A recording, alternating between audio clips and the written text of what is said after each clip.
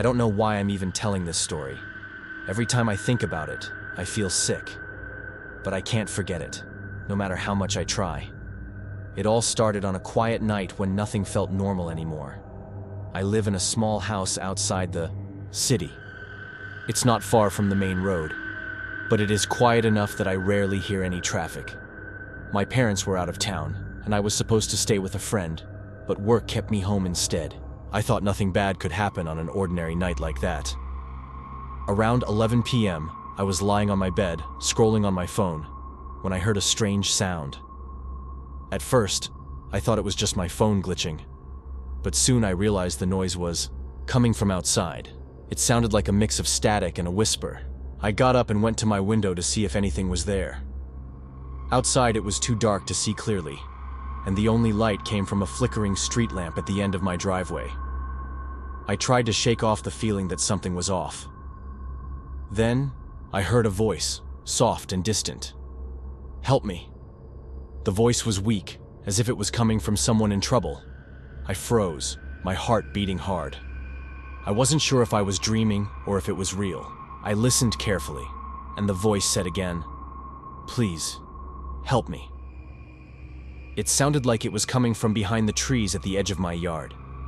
I grabbed my phone with trembling hands and dialed 911. My voice was shaky as I told the operator that I heard someone calling for help outside my house. The operator asked if I could see anyone, but I told her that all I heard was the voice. She told me to stay inside, keep the doors locked, and that the police were on their way. I did as I was told, locking every door in the house, and kept my phone close to me. The operator stayed on the line while I waited in my dark kitchen. I kept hearing the strange sound in the distance, growing a bit louder now. Just when I thought things might calm down, I heard that same voice again. But this time it wasn't coming from outside. It was inside the house. "Help me," it said, again, echoing down the hall. My heart pounded as I slowly backed away from the kitchen. I held the phone tightly and whispered that someone was inside. The operator asked me if I could see anything, and I mustered up the courage to peek into the hallway. I saw that my bedroom door was slightly open, and in the weak light I noticed a figure standing there. It was a woman with her head tilted at a strange angle. Her mouth hung open, and she was holding a phone to her ear. I could barely hear her, but her eyes looked empty and scared. I felt frozen in fear for a long moment. Then I panicked and ran out the back door. I didn't think about where I was going. I just ran. My feet pounded on the cold ground as I sprinted across my yard. I could still hear the operator's voice coming from my phone, calling my name, but I was too scared to answer. I kept running until I reached my neighbor's house. I banged on their door until someone finally let me in. I sat in their living room, shaking and trying to calm down, while waiting for the police to arrive. When the cops finally showed up, they went inside my house to search for the intruder. They took my phone as evidence and asked me many questions. I repeated everything, my voice still trembling, but I could not tell them what I saw with any detail. I only knew that I had seen something that night that I still can't explain. The police looked everywhere. They checked all the rooms, the windows, and even the backyard, but they did not find any sign of an intruder. No footprints, no broken locks, nothing out of place. My phone call was still active, and the police later told me that there was no record of a call from inside my house. The only call made that night was mine, and the call had been with the operator the whole time. I spent many sleepless nights after that. Every shadow in my home made me jump, and every creak in the floor sent shivers down my spine. I could not shake the feeling that something was still there, waiting, watching. I decided to move out about a month later, but the memory of that night has never left me.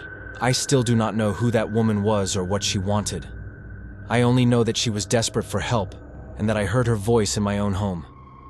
Even now, when I hear a faint noise in the middle of the night, I think back to that night and wonder if she is still out there.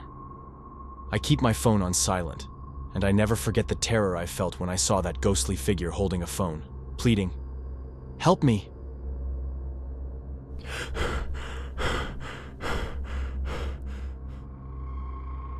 My name is Marisol Vega, and I live in a quiet suburban neighborhood that once felt safe and warm. I never thought that one rainy night could change everything. I was alone at home, enjoying the calm of an ordinary evening, when something happened that would haunt me for years. It started with a subtle sound. I was sitting in my living room when I heard a soft scraping noise against my back door. At first, I tried to convince myself that it was just the wind or the rain tapping on the glass, but the noise was too deliberate, too rhythmic to be natural. I paused, my eyes fixed on the dark outline of the door, and felt a prickling unease crawl over my skin. Then, my phone buzzed unexpectedly in my pocket. The alert wasn't a message or a missed call. It was a series of strange noises. There were hurried whispers mixed with that same soft scraping, as if someone was trying to speak in a secret code. I couldn't understand the words, and they didn't sound like any normal conversation. My heart pounded, and my hands began to tremble.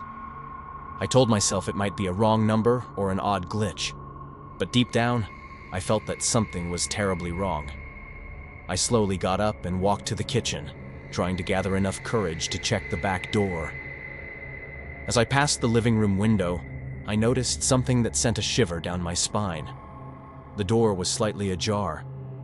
I was certain I had locked it earlier that evening. The gap was just enough to let in a cold draft, and for a moment, I stood frozen, wondering if I had made a mistake, or if someone had been there at all. With my heart racing, I dialed 911. I remember my voice shaking as I explained the strange sounds and the open door. The operator's calm tone was a small comfort in that terrifying moment. She assured me that help was on the way, and advised me to stay inside and away from the door until the officers arrived. I couldn't help but glance at the door repeatedly, feeling both the need to hide and the urge to confront the unknown. Minutes later, I heard the distant sound of sirens and saw flashing lights cutting through the rain. The police had arrived. I moved to a spot near the window where I could watch without being seen. I felt as if I were trapped in a nightmare, the scene unfolding like something out of a horror movie. Outside, I could see the officers methodically approaching my home, their boots splashing in the puddles as they moved. When they reached the open window, one officer immediately began to inspect the area. I later learned that they found a series of muddy footprints leading from the backyard into my living room. The footprints were fresh, dark impressions that told a story of someone who had been there only minutes before.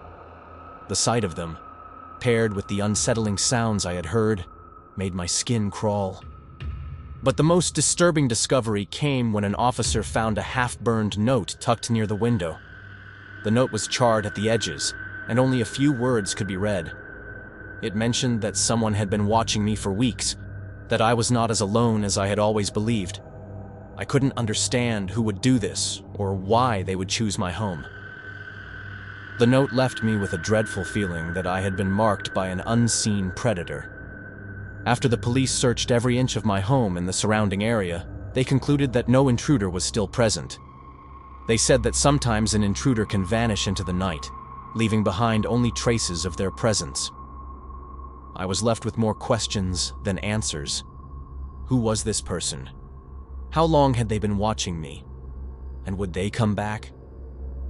In the days that followed, I couldn't shake the constant feeling of being watched. Every creak of the house, every rustle of the wind, made me jump. I started noticing little things that didn't add up. A door left open that I was sure I had closed, shadows that moved in the corner of my eye, and an overwhelming sense of dread that turned my home into a prison of my own making. I installed new locks and even security cameras, but nothing could completely erase the terror that night had planted in my mind. Even now, when the rain falls and the wind whistles through the trees, I remember that night and the sound of whispered threats. I still don't know who or what was behind those events, and the uncertainty makes every dark corner seem dangerous. My home, once a place of safety, now feels like the stage for an unseen presence. A reminder that sometimes, the most ordinary settings can hide the most horrifying secrets.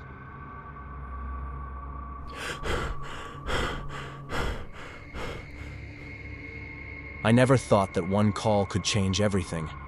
But that autumn evening proved me wrong. My name is Tristan Keller, and I work as a night security guard at a small warehouse in downtown. The night air was brisk and clear as I began my routine patrol, the soft hum of distant traffic the only sound accompanying me. Everything seemed normal until I received an urgent call on the radio. Damon Ruiz, the warehouse janitor, sounded terrified. His voice trembled with fear as he explained that he had heard strange noises coming from one of the storage rooms. I remember his words clearly. "There's something not right in room 12. A chill ran down my spine, even though the night was cool and the air crisp with autumn's promise.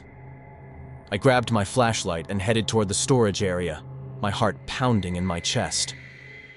The hallways were dim and silent, and each step echoed unnaturally against the concrete floors. I tried to convince myself that it was just my imagination, but a growing unease told me otherwise. As I neared the room Damon mentioned, I felt as though unseen eyes were watching me from the shadows. When I opened the door to room 12, chaos greeted me. Drawers were pulled open, papers scattered across the floor like fallen leaves, and an office chair lay broken near a dusty desk. I stood frozen for a moment, my mind struggling to process the disorder. My hand trembled as I reached for my radio to call for backup. Within minutes, the sound of approaching sirens filled the night, and officers arrived to secure the scene. While the officers began their investigation, I noticed something odd behind a stack of old files. Hidden in a secluded corner of the room was a small, heavy safe. It seemed completely out of place in what was supposed to be a simple storage space. With cautious hands, I opened it and found sensitive financial records and personal files belonging to high-ranking officials. I could hardly believe what I was seeing. Documents that should have been kept secure were lying exposed in this forgotten place. The shock of the discovery sent waves of dread through me. Damon later admitted that he had noticed unusual documents on a few previous nights, but had dismissed them as unimportant. It was only when his fear became overwhelming that he called 911. Investigators eventually revealed that the warehouse had been used as an illicit storage site for stolen corporate data, evidence of a complicated fraud scheme. The documents implicated several trusted community members, and suddenly, my once safe world felt tainted by betrayal and deceit. In the days that followed, I could not shake the image of that disordered room or the sound of Damon's terrified voice. Every quiet moment brought back memories of that night. I replayed the scene over and over in my mind, from the eerie silence of the hallways to the shocking discovery of the hidden safe. Even as I tried to return to normal life, a persistent unease haunted me. Now, as I sit here writing these words, I am still tormented by unanswered questions. How did such sensitive information end up hidden in a warehouse? Who else was involved in this fraudulent scheme? I have learned that in a city filled with ordinary faces and everyday routines, darkness can hide in the most unexpected places. Every creak of a door or whisper of the wind makes me wonder if that night was just the beginning of a much larger conspiracy. Every night since that call, I have struggled to find peace. The memory of those unsettling moments clings to me, whispering reminders of hidden dangers. I now question every shadow and creak, unable to escape the feeling that I am never truly alone. Fear still grips me nightly. The memory of that autumn evening remains etched in my mind like a scar. I often find myself glancing over my shoulder, listening for sounds that remind me of that fateful call. Even now, I cannot fully trust the silence that follows a routine shift. Some nights, the darkness feels heavier, as though it conceals secrets that are better left undiscovered. That night taught me a harsh truth. Safety is an illusion, and sometimes the most terrifying discoveries come not from what we see, but from what is hidden in plain sight. I will never forget Damon Ruiz's frantic plea, or the haunting image of the shattered room. In the end, that single 911 call shattered the comfort of a familiar world, leaving behind a trail of fear and uncertainty that I will carry with me forever.